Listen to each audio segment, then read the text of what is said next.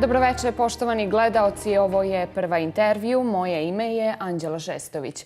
Večeras se bavimo aktuelnim globalnim pitanjima. Pričamo o američkim izborima, njihovom uticaju na ostatak svijeta. Sagledat ćemo položaj svjetskih sila tokom pandemije koronavirusa. Objasnit ćemo zašto jača desnica na svim kontinentima. Osvrnut ćemo se i na izbore u Crnoj Gori i uticaj velikih sila na prilike na Zapadnom Balkanu. Na značajna geopolitička pitanja odgovara nam Stiven Erlanger, šef londonskog predstavništva New York Timesa, izuzetan poznavalac međunarodnih odnosa koji je za dostignuće u istraživačkom novinarstvu osvajao brojna priznanja. Izvještavao je iz preko 120 zemalja, dvostruki je dobitnik Pulitzerove nagrade. Prvi put nakon što je istraživao djelovanje terorističke formacije Al-Qaide 2002. Drugi put 2017. nakon što je razotkrio tajne mehanizme zvanične Moskve da svoj uticaj proširi na ostatak svijeta. On je naš gost večeras, javit će nam se putem Skype-a iz Brisela.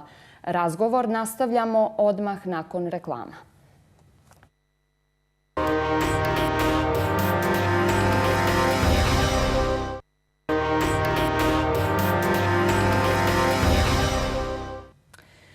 Poštovani gledaoci, hvala što ste uz emisiju Prva intervju. Da podsjetimo, večeras se bavimo aktuelnim globalnim pitanjima. O tome razgovaramo sa Stivenom Erlangerom, šefom londonskog predstavništva New York Timesa, dvostrukim dobitnikom Pulitzerove nagrade koji je izvještavao iz 120 zemalja svijeta. Mr. Erlanger, good evening and it's such a pleasure to have you here as our guest. Thank you. Thank you. So we can start. You are two-time Pulitzer Prize winner. Last time, with your colleagues of New York Times, you researched the secret affairs of Kremlin and Moscow and Vladimir Putin's efforts to consolidate power and expand his influence outside of Russia. What were the most important conclusions then, and what did you learn? Well, I think the most important conclusions were the nature of the regime that Vladimir Putin has built and that his strong people, the Siloviki, have built all around him, which is a kind of authoritarian oligarchy, built on a promise that life will get better for Russians if they just keep their mouths shut and don't engage into politics. But outside, his interest is in recreating the influence of the former Soviet Union. He has called the collapse of the Soviet Union the biggest catastrophe of the last century. And it is very important to him that Russia restore its dignity and its power. We see that in Ukraine right now. We certainly see it in Belarus. And in other parts of Europe, for instance, in Serbia, you've had problems yourself. In Montenegro, there is an effort to undermine the unity of the European Union, especially to undermine the unity of the NATO alliance, which is where you guys got into some trouble with Russia, and also to make sure that the Russian voice is heard overseas. So he's messed around in American politics. I think this was an experiment that worked out pretty well. I don't think Russia made Donald Trump president, by the way. That's too much. But they've become very good, and they're active now, again, in pressing on sensitive issues and divisions that are in the society already, trying to widen them and make them worse. I think that's really what Russia's doing. How Russia is trying to influence the rest of the world today? What are Vladimir Putin's tactics? Well, I think they're mostly about Russian interests, right? I mean, his tactics are several. One is he spent a lot of money in Russian terms in a shrinking economy on the military. His military is much more sophisticated than it was 20 years ago. They're working on new nuclear weapons. They're working on new missiles. They've put some of this new work to practice in Syria, and one sees it. One sees different exercises. So partly it's restoring Russia's military influence, which is important. Just look at Belarus. We just saw Lukashenko visiting Putin in Sochi and taking notes in a little notebook like he was a schoolboy. The Russians have sent Oman into Belarus, put it on Belarus uniforms. They've put journalists into Belarus to replace Belarusian journalists who've gone on strike. It is important that Putin not lose influence over Belarus, because the model of a successful democratic popular revolt has been his nightmare ever since Lukashenko in Ukraine. So he's been doing that. He's also been feeding local language websites. It's not just RT and Sputnik.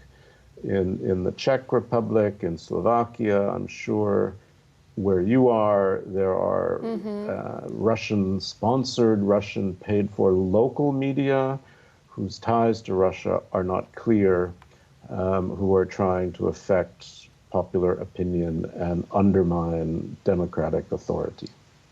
Yeah, we'll talk about this media influence later.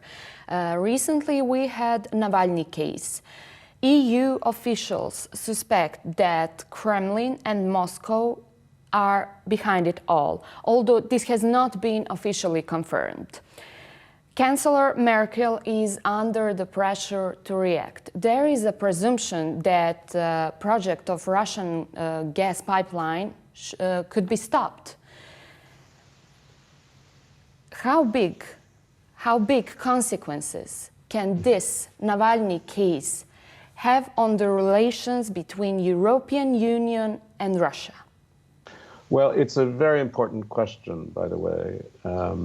It's not the same as the Skripal case, where you had a Russian spy who was exchanged in a legal exchange of spies, where it was clear Russian agents from the GRU used a very complicated military chemical poison, Novichok, on the soil of a NATO country, putting at risk hundreds of ordinary citizens of a foreign country. The Navalny case is different. This was in Russia, about a Russian. This was about trying to kill off a political opponent. Now, he's done this before, or it has happened before. Boris Nemtsov, for instance, was shot down on a bridge right near the Kremlin. Now, the Kremlin denied responsibility, but, Politkovskaya, who was a journalist who wrote very important things about Chechnya, was murdered. Years ago, Galina Starovoitova, who was a Democrat in St. Petersburg while Putin was deputy mayor there, was murdered. I mean, so this is not uncommon. So the big question for the European Union is, Navalny was brought to Germany, which saved him. But the attack was not aimed at Germany. It was not aimed at NATO. It was not aimed at the European Union. So it's different. They want to punish the people responsible. They talk about it. But at the same time, this is ugly to say it, but it's a Russian domestic affair. It's not an act of war against them. It's a violation of the use of chemical weapons. You say it's not proven that the Kremlin ordered this. I mean, that's true, but Novichok is not available in your local pharmacy. I mean, it only comes from the military. So someone high up in the system certainly used it against Navalny. Whether Putin knew or not, it's hard to believe he did not know. But there's no, we will never get the so-called smoking needle or smoking gun. But it is a problem. Now, Nord Stream, you've brought up this pipeline, Nord Stream 2, which I've written a lot about. Now, this is a pipeline that parallels an existing pipeline that goes directly from Russia to Germany. So it bypasses Ukraine, Poland, and so on, under the Baltic Sea, and then gets used by a lot of Europeans, not just by Germany. Now, the Americans have been arguing, and the Poles and Ukrainians, who would be losers from transit fees, from pipeline fees, they argue this is a terrible thing, and it makes Germany dependent on Russia, which I find absurd. Germany's not dependent on Russia. Russians are dependent on European money to pay for the gas. And the gas market is weak right now. So I personally, it's a personal view, I don't find Nord Stream such a big deal. I don't find it such a big threat. I do not believe Angela Merkel, though she doesn't like it, is going to stop it. They may suspend it for a while, but it's already suspended because of American sanctions. It's 94% completed. My guess is in the next few years it will be completed and life will go on, and you know what? Germany won't become a province of Russia. So when we talk about Russian influence, as you said before, it often goes through media. And NATO and West often warns that it goes through orchestrated media campaigns and spread of false news. Which countries are the most vulnerable? And where is that spread of Russian narrative through media most prevalent, and why? Well, those are very good questions. I'm not sure I know the exact answers, because the whole point of this, is to try to keep it hidden. And both China and Iran and Russia are all doing this. They've all gotten much better at it. They're much better at hiding what they're doing. They don't have the same bots that are so obvious as before. And in general, they are making up less fake news than they are pushing divisions that already exist. Now, some of the news is fake, to be sure, but by and large, they're taking something real. The United States, for instance, is very divided politically, and they're trying to make those divisions worse on racial issues, worse on gender issues. And it's quite clear that in the United States, they want Trump to win again. That's clear. It is not so clear what the Chinese want. The Chinese may want Biden to win again. That's the usual assumption.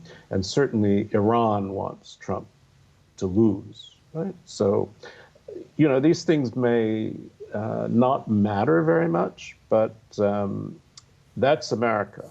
I think in Europe, it's a bigger problem because domestic media in many countries is less strong, or it is state-controlled, which makes many of its viewers skeptical anyway.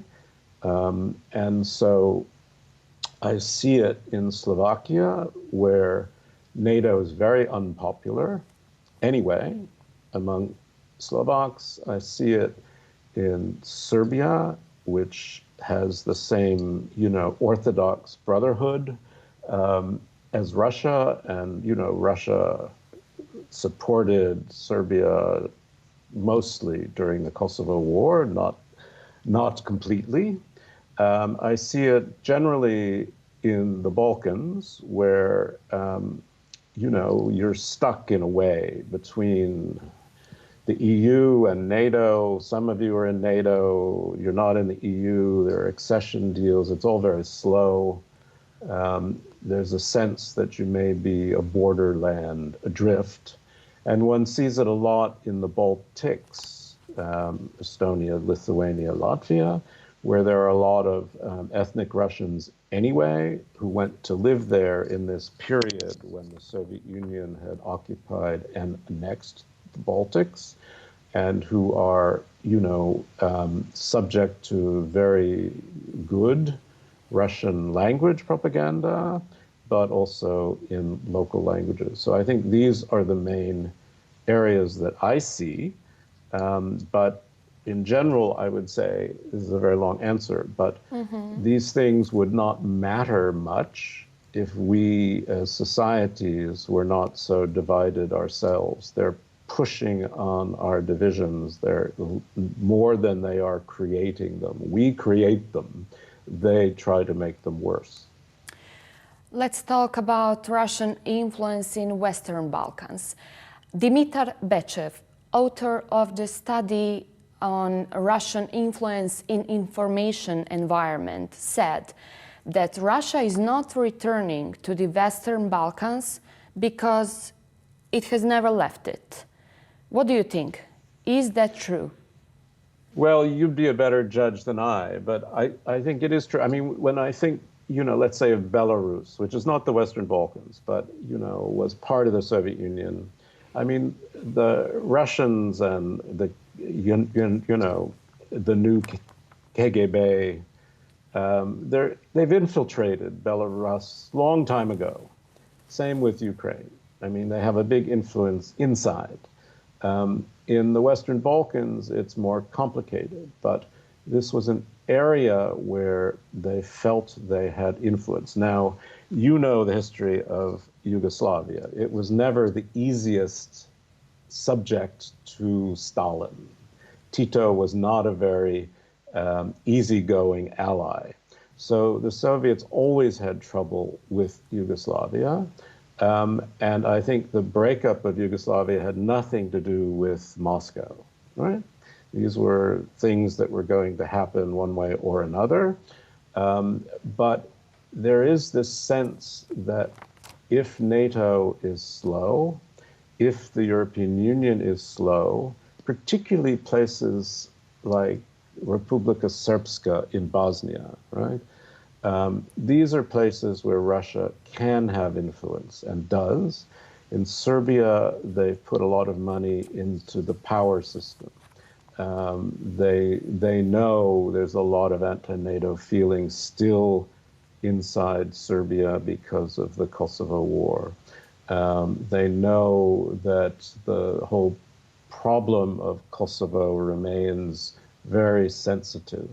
They know Vucic is caught between the European Union and Moscow.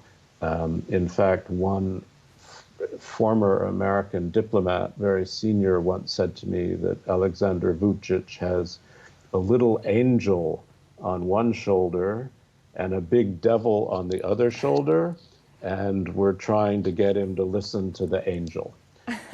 So there is this sense of trying to balance, right? Because Russia is right there, and everybody does trade with Russia, and the Russian people it's a real civilization. But again, the interest of Russia is in keeping the Western Balkans up in the air, out of the West, domestically troubled. Official Belgrade has long played the card of an alternative for European Union, and it was Moscow and Russia, just as you said before. But there was a situation recently. President of Serbia, Alexander Vucic, has been signed an agreement under the patronage of American President Donald Trump. What kind of message is that to Russia? What such a decision brings, and to whom? Well, it's interesting because part of this is an American rivalry with Brussels, right? It's American rivalry with the European Union. Now, Kosovo itself was a kind of American protege, right? Because the United States led the NATO war against the Serbs on behalf of Kosovo. I mean, we intervened in what many people regarded as a civil war. So, Vucic, who I think right now probably has as much power, if not more, than Milosevic ever did, and controls judiciary, controls much of the press, has had big demos against him, but at the same time has tried to keep this balance. So again, you see him in Brussels talking to the European Union special representative. There have been long negotiations between Serbia and Kosovo. Then you see him summoned to Washington, and he's come to Washington and signed agreements that are basically about economic things and trade. They don't go very far. And as you noticed, the editor of RT, of Russia Today, Simonyan, made fun of Vučić, sitting there in front of Trump like he was a schoolboy. And Vučić, quite rightly, was infuriated. I mean, truly angry, and demanded an apology. And she apologized, and Putin apologized. So this was an interesting moment, I thought, where maybe it was a reminder to Vučić of how difficult a position he's put himself in between a kind of autocratic Russian leader and an autocratic American leader. Not so easy.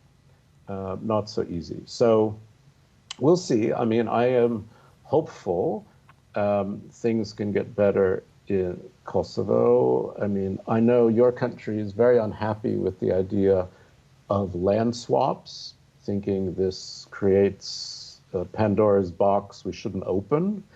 But frankly, if exchanging northern Mitrovica with a bit of the Preševo Valley means a deal and a recognition of Kosovo's independence, to me, that's a deal worth making. But it's very hard, I think, for Serbs to recognize that Kosovo, which was a province of Serbia, not, an affiliated part of Yugoslavia, the way you were, that Kosovo should be free.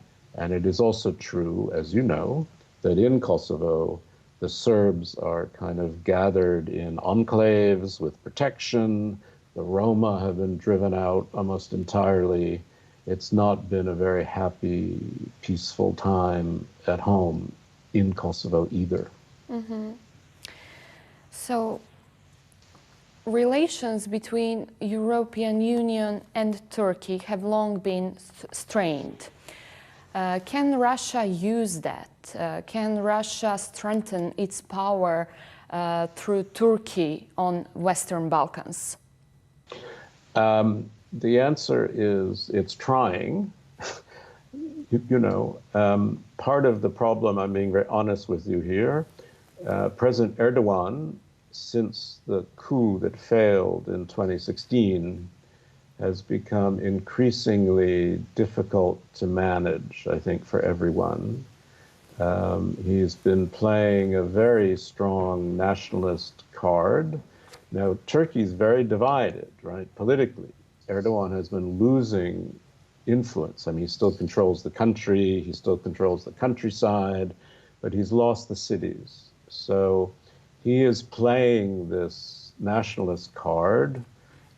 He's pushing to find external issues, so people aren't thinking so much about what's happening to the Turkish lira, which is sinking, and to the economy.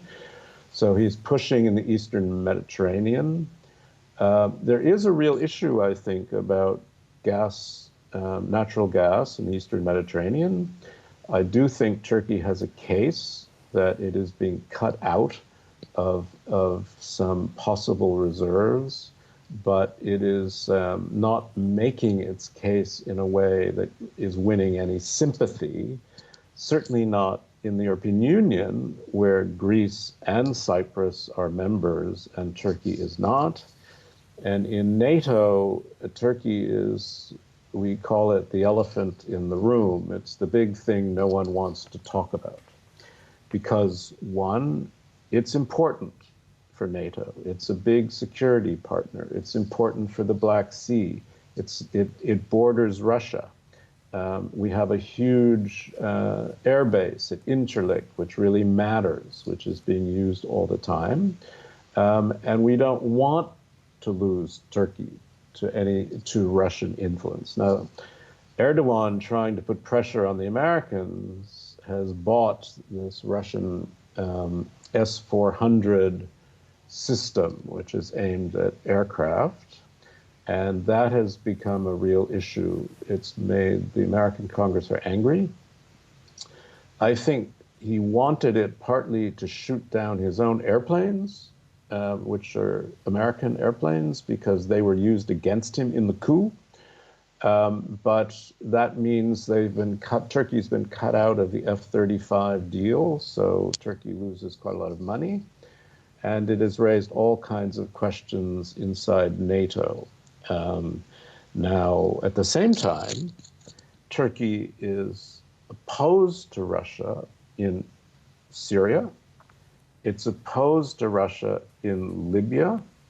So it's not a simple equation. I mean, Turkey, again, is trying to balance both things. And everyone's trying to pretend that Erdogan's not gone a bit off the deep end. So everyone's nervous. The language is terrible. But so far, Turkey is kind of balancing. I don't think it's in danger of becoming a Russian satellite. Mm-hmm. Definitely. It's a big country.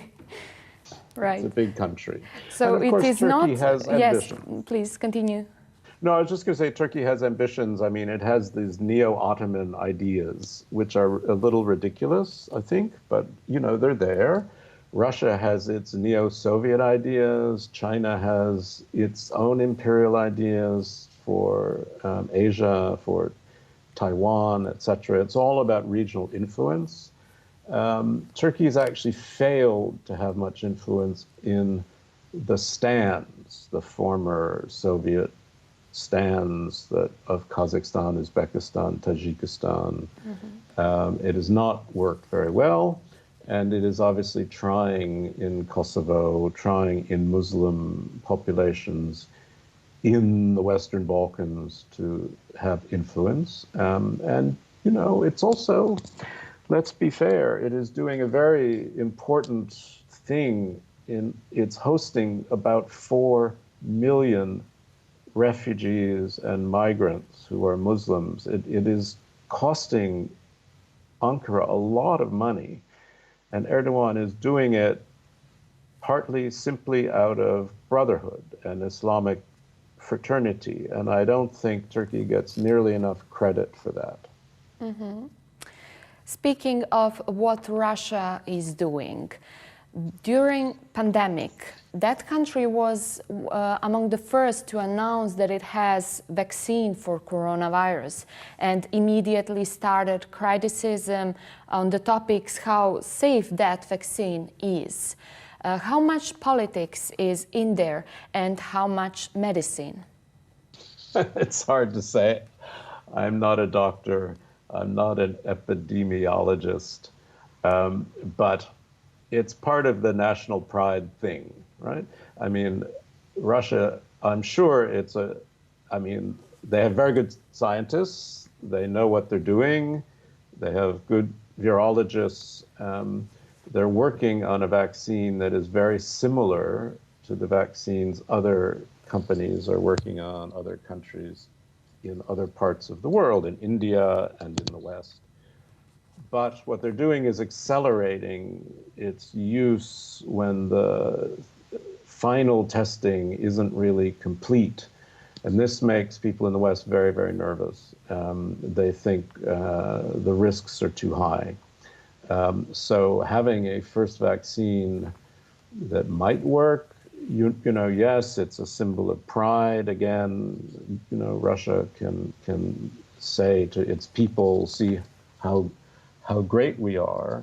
But I think very few in the West will want to try it until testing is really more complete. But the whole point of vaccines is the more you test it, the more you use it, the more you know about it.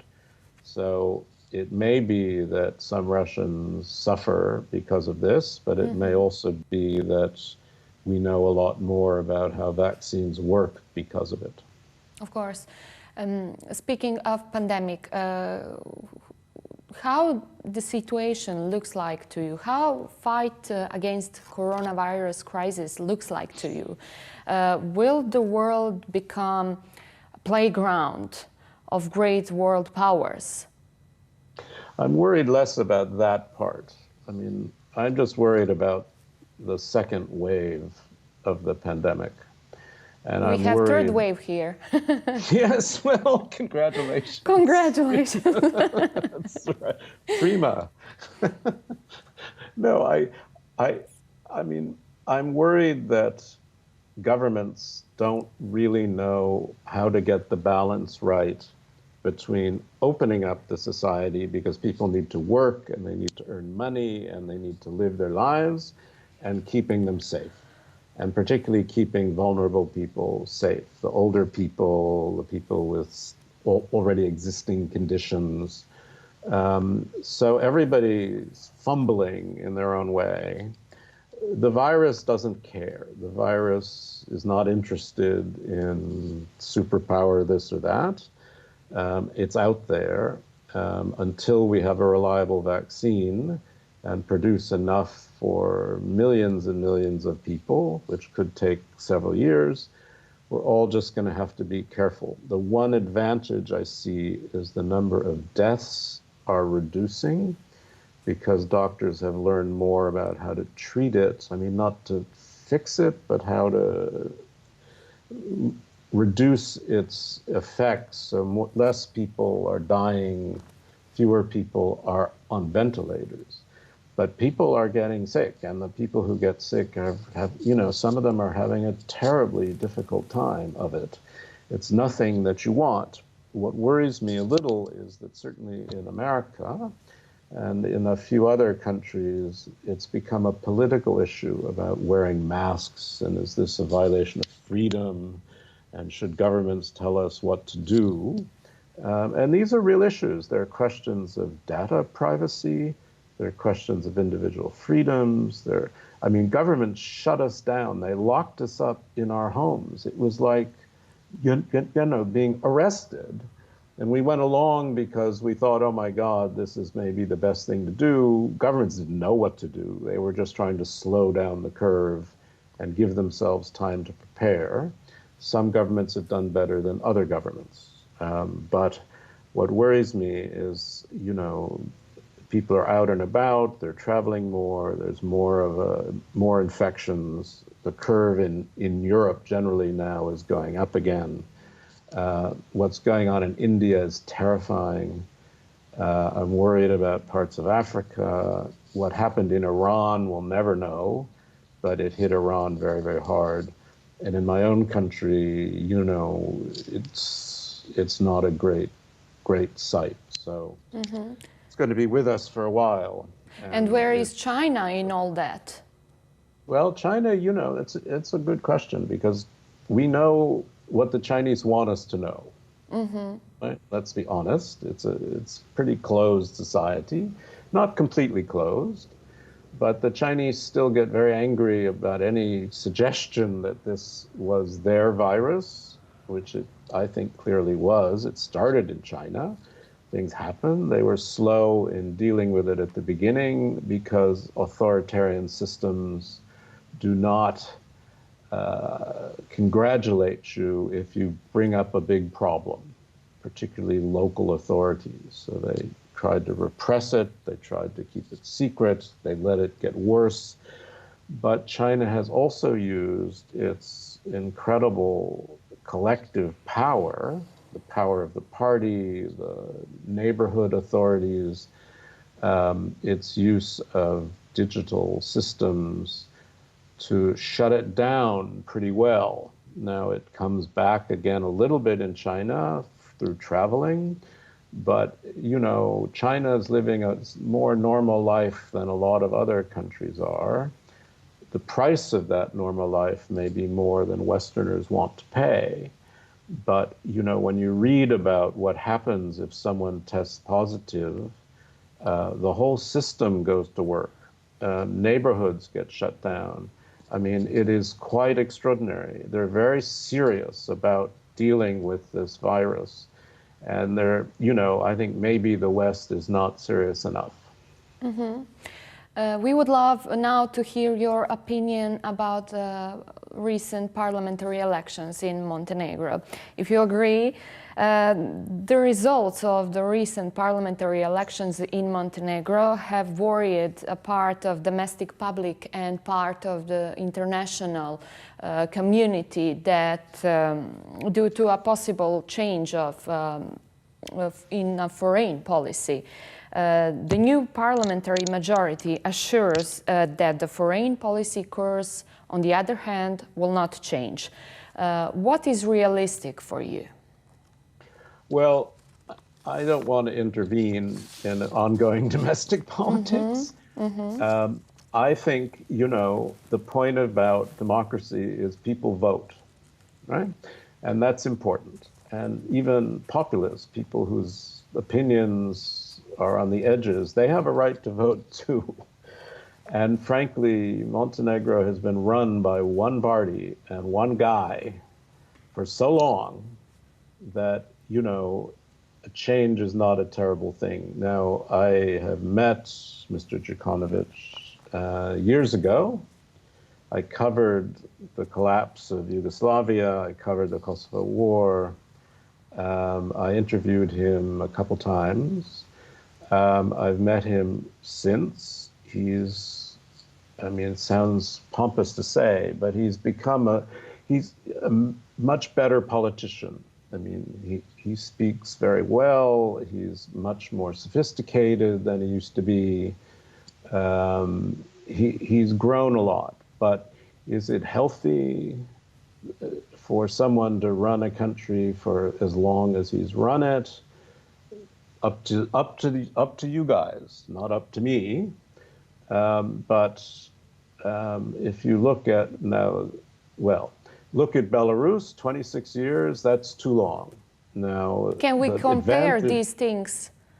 Well, that's not what I want to do, because you have a democracy and Belarus doesn't. And if you want to change, you can vote to change. So no one's stopping you from doing that.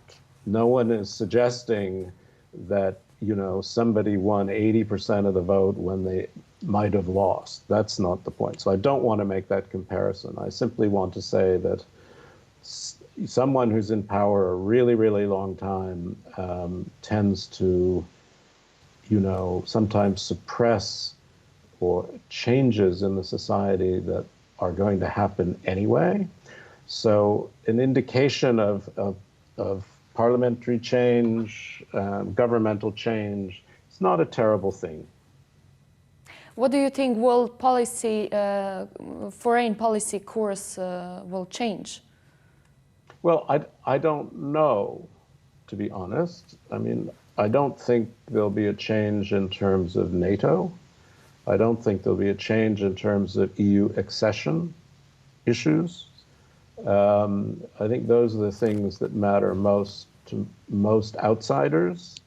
But again, every country has the right to create its own direction.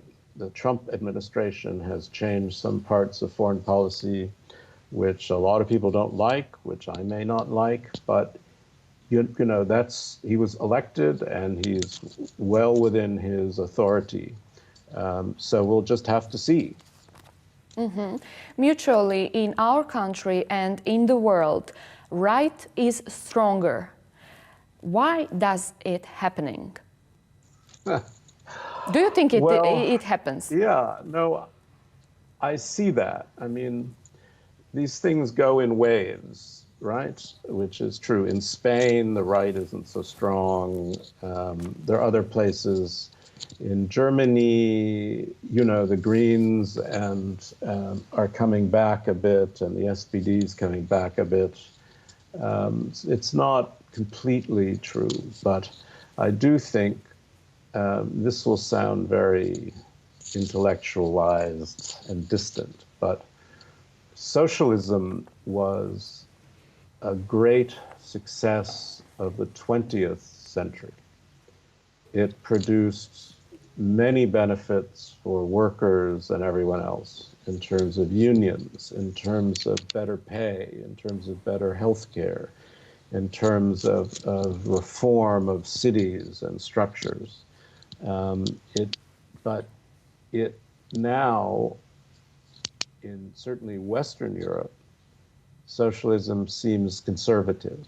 It's trying to defend the victories of the past when many countries, because their economies have shrunk or because of China, because of deindustrialization, they can no longer afford to pay for some of these wonderful pension rights and health rights, or they're struggling to pay for them. So to some degree, socialism can seem very conservative, not radical. And one would also argue that the right or the center right has learned some of its lessons from the success of socialism. And one can also argue that the left is less the party now of workers than of school teachers and bureaucrats and journalists, perhaps. And the right is, particularly in the West, is pushing more on questions of identity. It's speaking to people's fears, to the fears of majorities, that they're losing out to immigration, they're losing out to globalization, they're losing out to racial changes, that men are losing out to women, and the right is pressing on these cultural fears to make big inroads with the working class, while the left seems to be losing them. That's a complicated answer, but that's what I think. How the outcome of the US elections can affect the European Union and the Western Balkans? Could you and would you like to predict the results? I'm very bad at doing that. Last time I lost a lot of money by betting on the result. Right now, it looks like the election is going to be very, very close. It always is in America. It looks like the Democrats will win, but the system is a little bit, because of our Constitution, it's a little bit skewed to the Republicans. It gives a lot of power to places where Republicans are strong. The Democrats are very strong on the coasts and in the big cities. The Republicans are stronger in the South and in the center and in the West. So, it depends. I think if Trump wins again, it's very important, because it means that Americans have lived through Trump and enough of them liked it to reelect him. And so what is Trump pushing? He's been pushing American nationalism. He's been pushing skepticism about multilateralism. He's in love with powerful politicians who seem to get things done. He's very fond of Putin, of Erdogan, Xi Jinping, though it goes up and down. He complains about NATO constantly, but in fact, in his first term, he's done a lot to support NATO.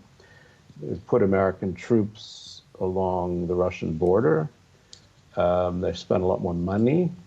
And to be honest, he has been important, I think, in getting NATO members to spend more money, which they should do in their own defense. Whether he understood it or not is a different question. Does it work for him, all these things you said? What works for Biden also? That's a question. Well, what works for Biden is the feeling among,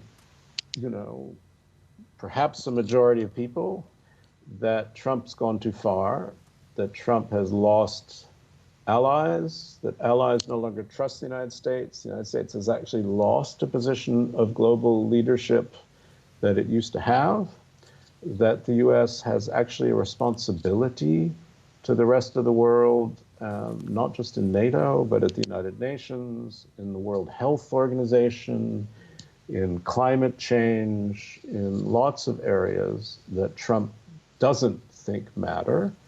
Biden does think matters. Now, the world is not the same as it was 4 years ago, so things are different. The rise of China is not because of Donald Trump, and Joe Biden will have to become tougher on China. Europe has changed. Putin will now be there for life, as Xi Jinping will be. So the world shifts, but I do think, these are two very different ideas of America's role in the world. Mr. Erlanger, we will be back soon after a set of advertisement. Stay with us. Poštovani gledaoci, uskoro nastavljamo razgovor. Ostanite uz Prvu televiziju.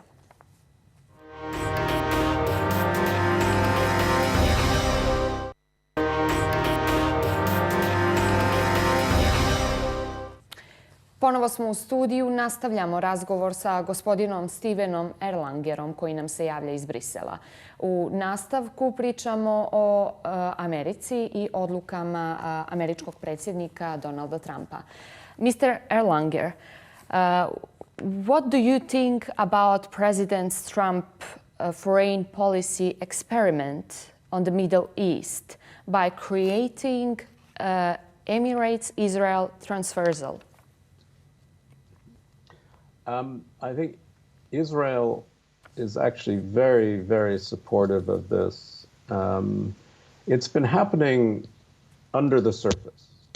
The relationship has been improving a lot between Israel and the Gulf countries, particularly the Emirates. And there are a couple reasons why. One is Iran. Israel has been very consistently against the rise in Iran's influence in the region. The Sunni Arabs of the Gulf, Egypt, Saudi Arabia, are very much frightened by the rise of Iran. They see Israel as a technically advanced, militarily advanced ally against Iran. And this is very important given Lebanon, Iran's influence over Hezbollah, Iran's influence in Syria, where it backs Bashar al-Assad, who is not a Sunni, Iran's efforts to overthrow Bahrain, which frightened quite a lot of people. So that's one reason. Now, the Trump, people understood some of that, and Trump has been a great supporter of Benjamin Netanyahu, who has his own troubles, God knows, in Israel, but is considered even by the Israelis who don't like him to have been a very masterful foreign policy player. Now, the big importance for the Israelis, I think, is to feel that there are now Arab neighbors that understand that they are part of the region, that they are not going to be wiped off the face of the earth, that they are not going to be pushed into the sea, that they will be accepted, at least in some form, as a reality in the region. And this is a crucial understanding. It's not the same as Egypt and Jordan, who made peace to solve a war, right? This is different. And the problem is, internally for the Israelis and generally for the Saudis, is the Palestinians are still an enormous issue. They deserve independence. They deserve their own state, in my view. They now are under increasing pressure, I would like to think, to come to terms in some better way with Israel. The difficulty is they don't trust the Israelis, because the Israelis keep building settlements and want a Palestinian state that's divided, that's kind of looks like Swiss cheese. And the Israelis don't trust the Palestinians either. because they think the Palestinians with Hamas and other Islamic groups are out to get rid of Israel, and it's still not finished. It is a wound that is open. It has never been a peace since 1948. It continues to be two peoples fighting over land, and it has a religious element which makes it even harder. So the worry for the Palestinians is they're losing their friends and allies. And the worry is also, I think, that Israel will misunderstand this and become too arrogant and think that what they're doing in the West Bank doesn't matter. Because it does matter. And I just mean that there won't be peace until the Palestinian issue is resolved. There just can't be. Now, everyone can live with this, but it's a tragedy. How Palestine will react in the future? Well, it's hard to say because politics are frozen among the Palestinians. I mean, Abu Mazen, I covered his election as president. It was for a 4-year term. That was 16 years ago. There hasn't been an election since. They have been losing ground to Hamas. They lost Gaza to Hamas. Fatah has this kind of terrible, almost an alliance with Israel, because if Israel really pulled out of the West Bank, the worry is that Hamas would take over from Fatah very quickly.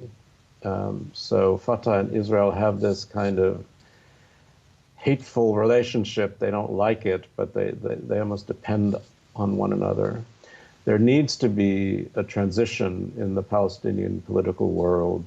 Abu Mazen isn't going to live forever. Right now, they're trying to object to what's going on by refusing to take money, which is their money, which is tax money that Israel collects for the Palestinians. They're refusing to take it. They're refusing to go along to cooperate with Israel on security issues. I don't think the Palestinian people think this is a really great idea. They are tired of it. They're all tired of it. And yet, no one likes to be insulted. And the feeling is that now Israel and some Arab countries are treating the Palestinians as unimportant. And that may lead to more violence, I'm afraid. Mr. Erlanger, you are currently in Brussels, right? Does it mean that Europe is in your focus now? What are you currently working on? What we can expect? Well, you're nice to ask. I'm the diplomatic correspondent for Europe.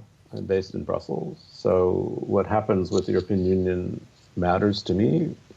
I don't cover every little bit of the European Union, but the European Union's relationships with China, with Russia, what's going on in Ukraine, how Brussels responds to Belarus, how Europe responds to Navalny, what will be the politics of Germany, will Merkel, how long will she remain chancellor, who will replace her, what will finally happen with Brexit, what kind of security arrangements will Britain make with France and the rest of Europe, what's happening inside NATO, what's happening with populism inside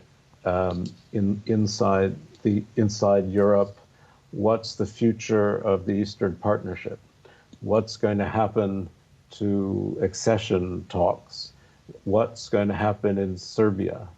I mean, all these things are interesting, and I work on them.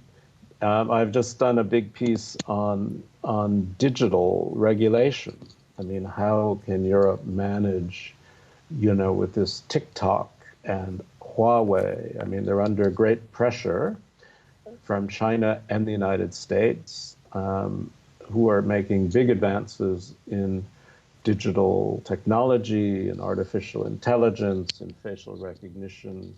Is Europe going to remain the world's regulator of these things, or is it falling behind? How will Europe deal with COVID and recovery? Will the Green Deal happen? Right? How successful will Europe be in changing its energy mix? What will happen to Nord Stream? All these things are really, really interesting. We can't wait Yes. to read all these articles. Mr. Erlanger, thank you for being our guest. Thank you very, very much. Hope to see you in live soon. Yes, that would be nice. Best of luck to you. Thank you, thank you. Cheers. Hvala. Hvala, hvala. Bio je to Stiven Erlanger, šef londonskog predstavništva New York Timesa, dvostruki dobitnik Pulitzerove nagrade koji je izvještavao iz 120 zemalja svijeta. Važno je da kažemo da je ovaj razgovor realizovan uz podršku ljetnje škole diplomatije, čiji je gost početkom septembra bio gospodin Erlanger. Poštovani gledaoci, hvala što ste nas pratili. Želim vam ugodnu noć.